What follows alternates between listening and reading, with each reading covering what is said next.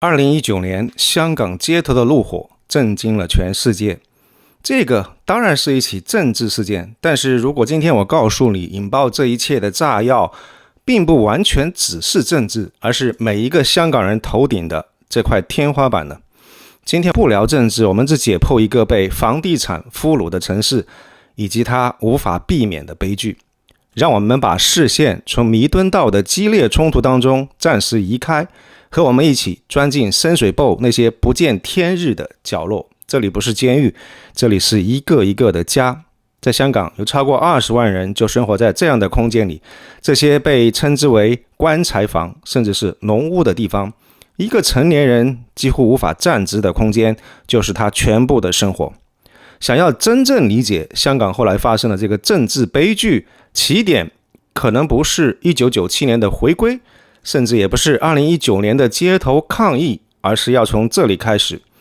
我想大胆地追问一句，有没有可能一国两制的失败根源不只是在于政治，而是也有可能在于它的经济呢？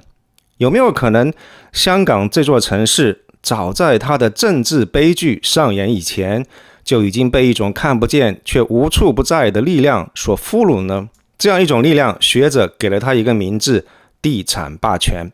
它就像一个巨大的黑洞，系统性的吸走了普通人的财富，堵死了年轻人的未来，把几代人积攒的绝望，最终转换成了我们后来看到的这街头熊熊燃烧的政治怒火。这个视频我们来做一次解剖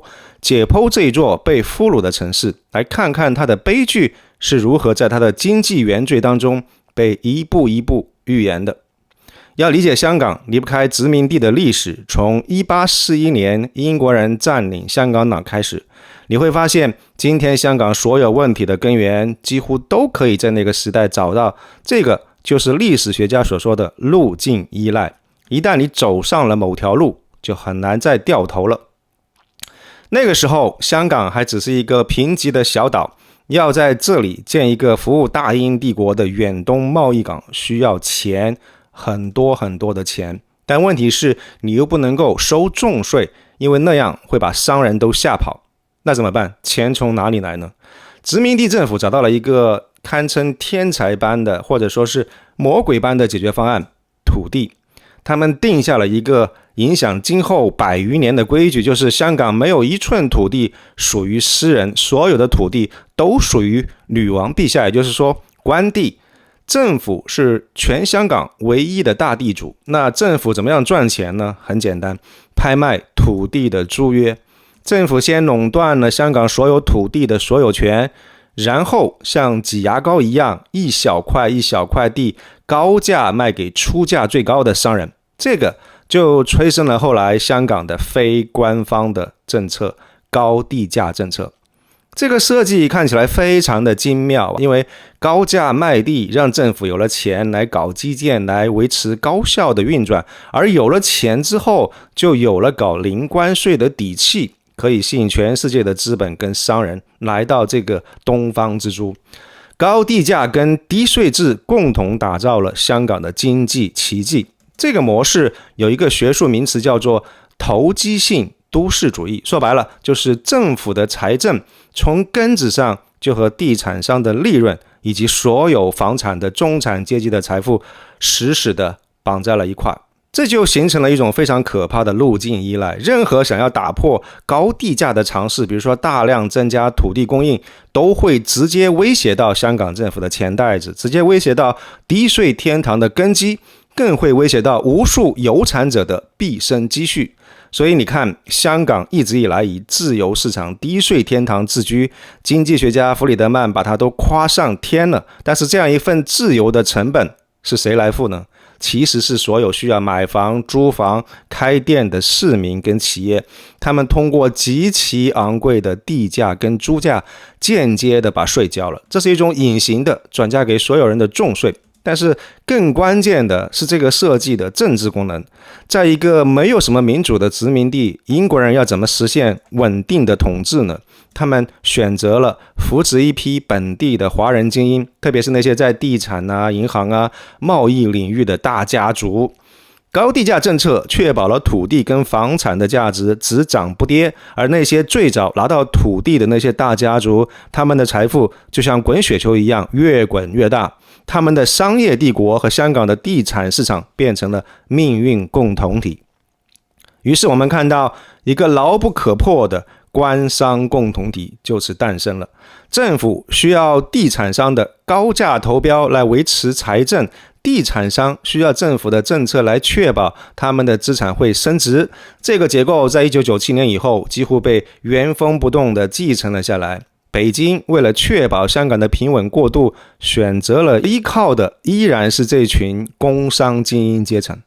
那如果说香港有过一次挣脱这个枷锁的机会，那一定是在1997年，当时首任特首董建华提出了8万5建公屋计划。董建华其实早就敏锐地看到住房问题是香港社会的定时炸弹，为此他雄心勃勃地提出每一年要建8万5千套公屋，目标是让70%的家庭都能够买得起房。这个其实是一个真正想要解决香港住房问题的计划，但是非常可惜，生不逢时。计划刚一推出，就迎头撞上了亚洲的金融风暴。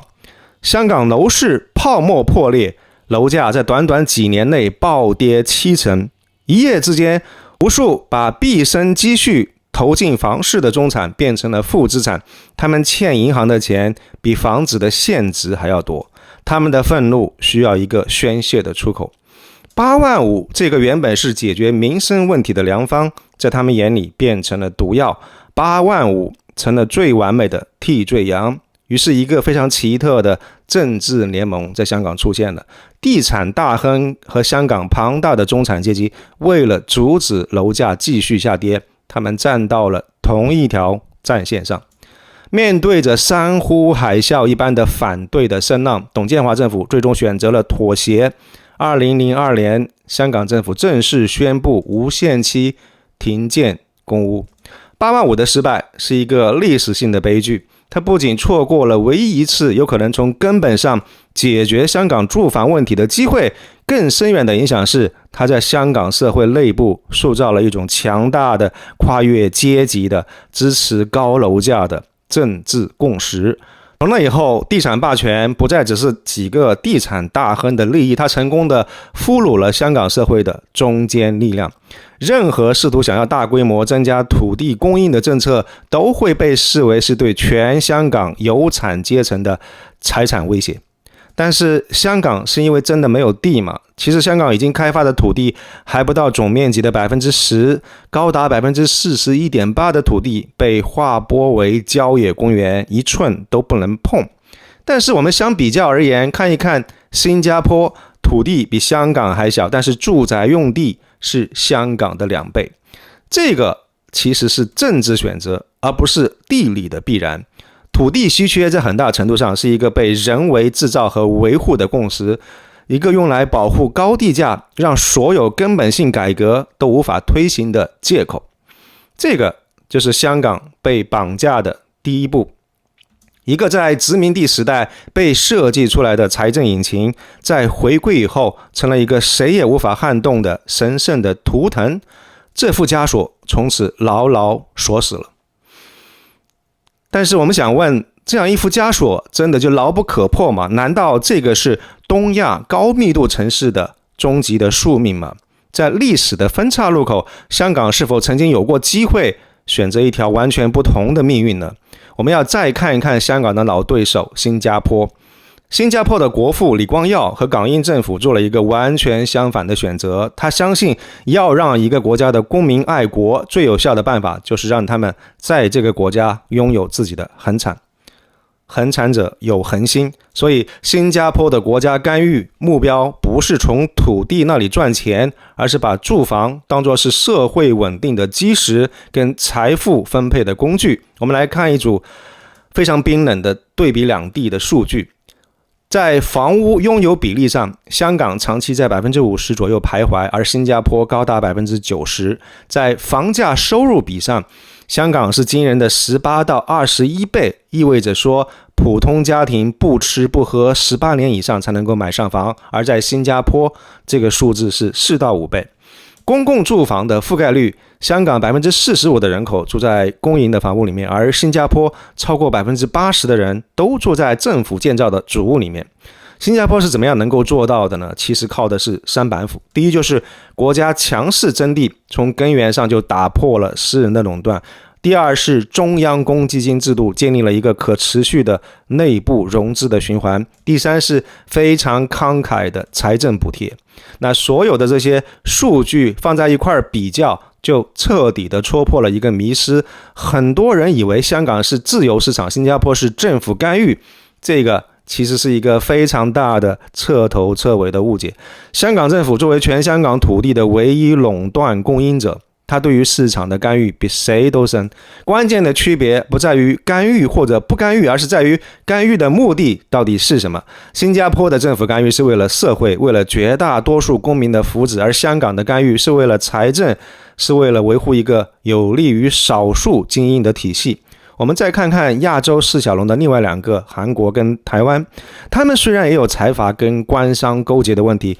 但他们的精英主要是产业冠军，比如说三星、台积电是搞实体经济，他们可以赚全世界的钱。而香港的精英主要是地产诸侯，他们的主要财富来自于土地价值的攀升，这种情况是内部的财富转移。更重要的是，韩国跟台湾最终都经历了比较彻底的民主化。当民众有怨气的时候，他们有制度化的安全阀。在韩国，你可以上街游行，组织强大的工会；在台湾，你有机会用选票把执政党赶下台。而香港呢，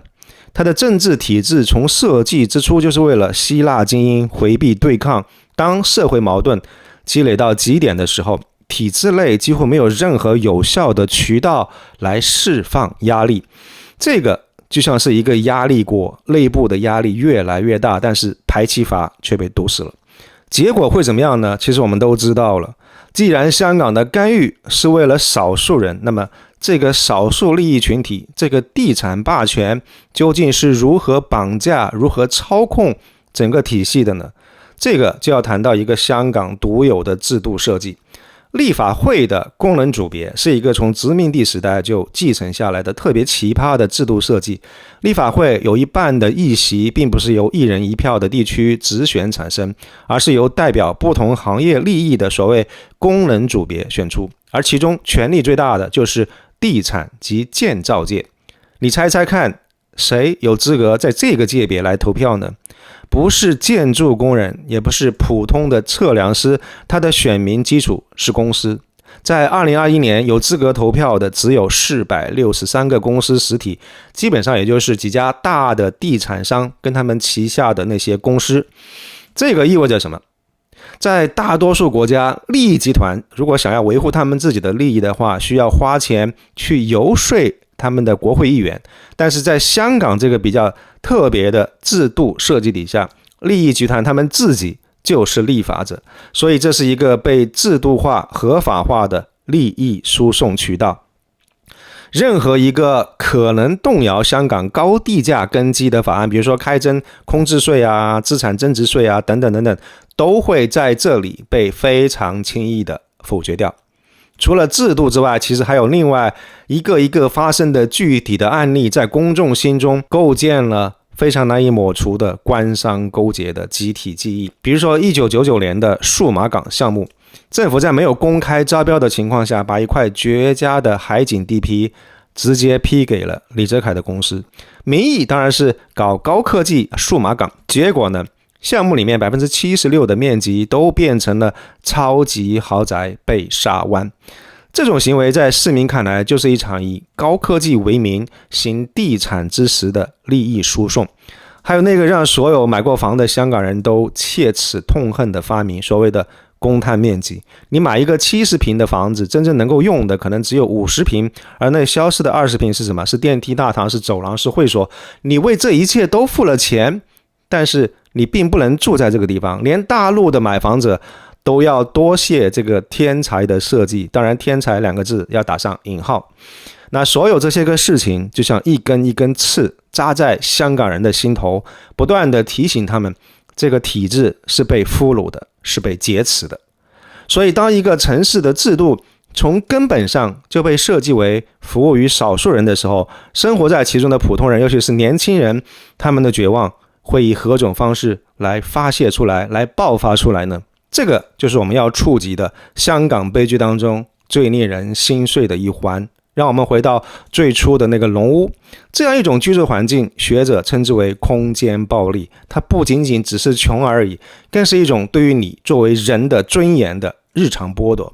有社会学研究显示，住在这样一种环境里面的人，普遍承受着巨大的精神压力，抑郁跟焦虑的比例极高，他们感到无助、羞愧，甚至于人生失败。当你每天睁开眼看到的就是四面压过来的墙壁，你感受到的不再只是一个抽象的政策问题，而是整个体制对于你个人价值观的彻底的漠视和碾压。这样一种感觉在香港的年轻一代身上尤为强烈。心理学上有一个概念叫做相对剥夺感，这并不是说他们吃不饱饭穿不暖衣，而是年轻人的期望跟现实之间出现了一道无法逾越的鸿沟。他们生长在世界级的大都市，有机会接受非常良好的教育，按理说能够期盼自己通过努力过上父辈那样的中产生活，这是一个非常合理的期待。但是很可惜，通往中产的楼梯早就已经被人抽走了。老一辈的香港人信奉的是狮子山精神，只要你努力就总能够出人头地。但是这样一种精神在年轻一代看起来已经成了一个笑话。数据告诉我们，从2004年到2018年，香港楼价飙升了4倍多，但是年轻人的实际工资几乎一直在原地踏步。对一个大学毕业生来说，即便你是不吃不喝，也要超过20年才能够买得起一个非常小单位的房子。上一代人的香港梦成了年轻人遥不可及的神话。这样一种努力跟回报的彻底脱节，让他们对于整个经济体系，对于父辈的价值观产生了深深的疏离跟质疑。所以当一整个世代的年轻人普遍感觉自己一无所有，注定要输掉这场人生的游戏的时候，他们在政治上自然就会变得更加愿意冒险，因为他们可以失去的实在已经没有剩下多少了。而这样一种深层次的经济上的绝望，又是怎么样转换成为政治上的愤怒的呢？其实这里还要再叠加一层更加复杂的心理变化，而2008年是一个关键的转折点。在这个时间点以前，其实香港人对于内地普遍还抱有一种优越感。北京奥运会的时候，港人的国民身份认同达到了创纪录的巅峰。但是2008年之后，一切都变了。伴随着内地经济的腾飞，另外一个巨大的焦虑出现了，大陆化的威胁。当目睹大量的资本跟游客涌入香港的时候，香港人突然间发现，推高他们房价的有内地来的热钱，和他们的子女抢夺学位、工作来自于奶粉的，有来自于内地的精英。这样一种从俯视到被超越，再到面临直接竞争的集体的心理上的焦虑是非常巨大的。过去建立在相对于内地的经济跟制度优越感之上的这样一种国民身份的认同根基被动摇了。2010年的时候，温和的民主派还曾经与中央政府达成过妥协，这个其实证明了务实的寸进式的改革其实并非完全没有可能。但是过了2014年之后，一切都变了，整个香港的气氛完全不同了。我个人印象非常深刻的是2015年我再次造访香港的时候，曾经无比熟悉的那个亲切的香港突然之间变得非常陌生了。一种更激进的强调身份认同的本土主义的思潮已经迅速主导了年轻一代。到了2019年的时候，5大诉求缺一不可，这样一种不留任何余地的口号已经成了主流。它为香港社会内部一直以来积压的所有的怨气，高房价、工作难、生活被挤压，提供了一个简单的、清晰的，但却也极其危险的归因。这一切都是那个外部的他者所造成的。所以本来原本是一个内部阶级矛盾的一个经济的问题，转换成了一个外部的身份认同的危机。这样一种策略是彻底的改变了博弈的性质。他将一场本来可以讨价还价的内部政改的问题，升级成为了一场触及国家主权底线的不可调和的敌我矛盾。经济上的绝望，心态上的变化导致的愤怒和身份上的焦虑，就这样交织在一块河流了。这样一种叙事，成功的将内部的阶层矛盾转换成了外部的族群对立。那所以压力锅的火被开到了最大，这个火已经足够大了，然后再叠加上一个被毒死的政治上的排气阀，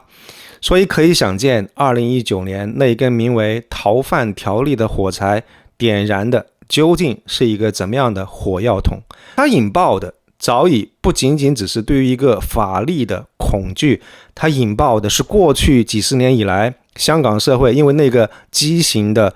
土地政治经济模式所积累下来的全部的负面情绪。这个不是一场政治的意外，而是一场由经济绝望、身份焦虑跟政治无力感交织而成的积压了数十年的制度性无力感的总爆发。2019年抗议者的5大诉求里面没有一条是关于房子的，但是点燃这场大火的燃料却恰恰是住房危机跟贫富差距。为什么呢？因为在他们看来，这两者是因果关系。正是因为现行的政治体制被地产跟金融等等既得利益集团所绑架，所以任何真正能够解决民生问题的改革在香港都寸步难行。所以争取真普选的政治诉求在很多年轻人眼里实质上是一场争取经济公益的代理战争。他们想要的是那个能够撬动整个固化结构的政治杠杆，这是一个非常关键的心理转嫁的过程。当年轻人发现无论他们如何努力，始终无法在现有的经济体制那边找到出路的时候，他们就会将问题的根源指向这个体制的制定者跟维护者。他们看到的是地产财阀富可敌国，而且能够通过政治的影响力阻碍任何增加土地供应的政策。他们看到的是政府似乎与这些财阀形成了利益共同体，而对于民生的疾苦无动于衷。而这个他们根本没有办法去选择的政府，背后站着的是北京。